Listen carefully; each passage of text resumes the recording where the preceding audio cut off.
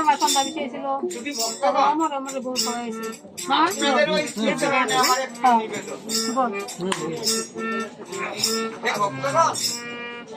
আপনারা হয়তো সকলেই অবগত আছেন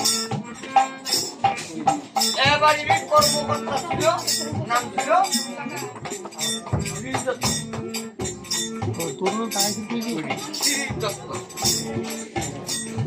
উনি আজ থেকে প্রায়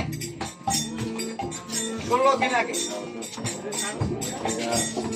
এই সংসারের মায়ামোহ ত্যাগ করে উনি পরলোক গমন করিয়াছেন। ওনার আত্মার সদ্গতি কামনায়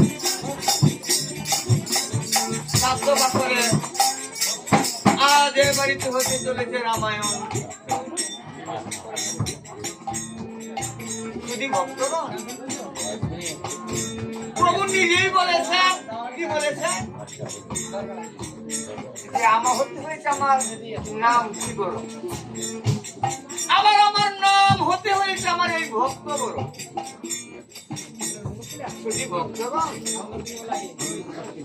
আপনারা যদি একটিবার দয়া করিয়া এই যে ভক্ত শিবির দত্ত ওনার আত্মার সদ্গতি কামনায় আপনারা একটিবার এই প্রভুর নিকটে প্রার্থনা করতেন, হয়তো প্রভু আপনাকে তো তারা রক্ষা করবেন। তাই বলছি হে ভক্তগণ আপনারা সকলেই দয়া করিয়া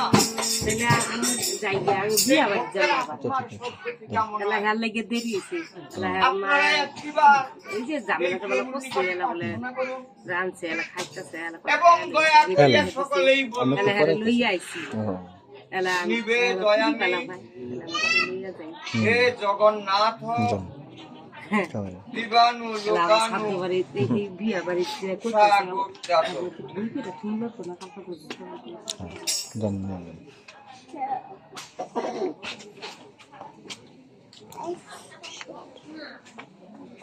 অর্থাৎ ওনার আত্মা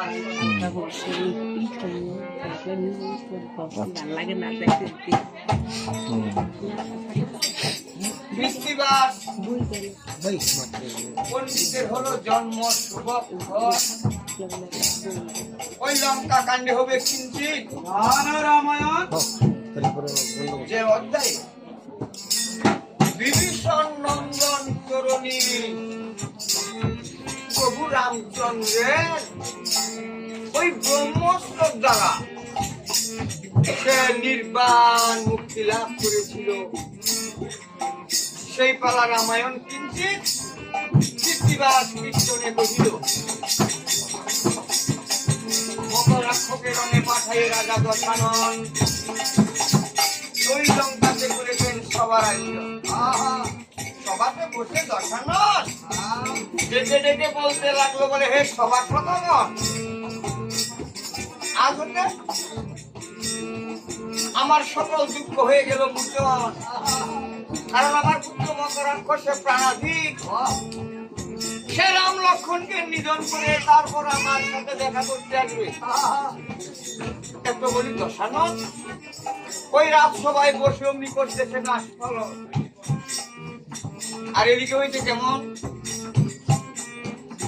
প্রভু রামচন্দ্রজি মকরাক্ষকে বাণে মারিল। বগ্নদূত সারণের নিকট গিয়ে বলল বলে সারণ মকরাক্ষ কিন্তু রণে হয়েছে নিধন। আর এদিকে প্রভু রামচন্দ্র মকরাক্ষকে বাণে মারিয়া যেই লঙ্কার পশ্চিম দ্বারে এলো, যত ছিল বানর ভলুক সকলে ঘন ঘন রাম জয় ধ্বনি করে যত বানর ভল্লুকগণ ওই রাত সবাই থেকে শুনিতে পায় ডেকে বলে সারণ আমি ঘন ঘন ওই রাম জয় ধ্বনি শুনেছি, কারণ ওই যে ইতিপূর্বে বগ্নদূত বার্তা দিয়েছিল, তাই তো এবার সারণ বলতে লাগলো বলে মহারাজ ও মহারাজ বলি তব ঠাই রামের বাণী আপনার পুত্র মকরাক্ষ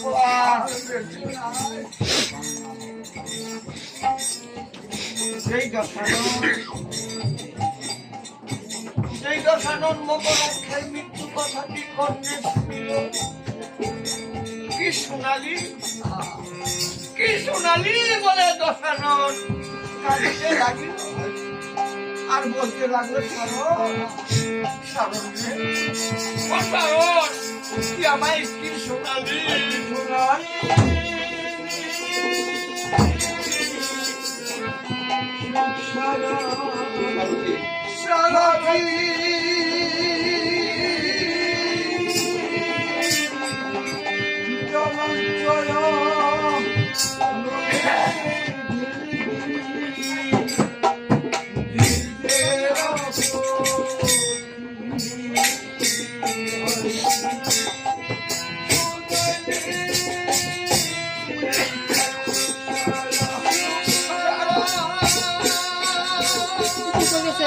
ওইদিকে আছে।